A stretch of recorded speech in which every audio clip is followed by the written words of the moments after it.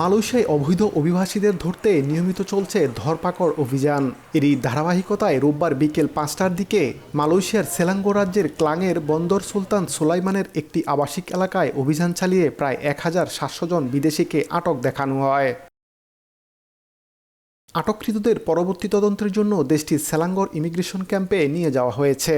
এসব অভিবাসীদের মালয়েশিয়ায় থাকার বৈধ কাগজপত্র আছে কিনা তা পরীক্ষা করা হবে বলে জানান সেলাঙ্গর অভিবাসন বিভাগের পরিচালক খায়রুল আমিন কামারউদ্দিন।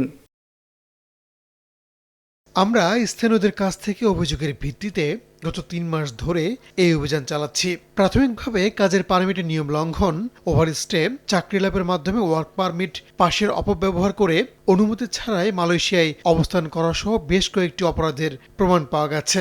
বিদেশিরা এই দেশের নিয়মকানুন ঠিকভাবে অনুসরণ করে কিনা সেজন্য আমরা নিয়মিত এই অভিযান পরিচালনা করে থাকি।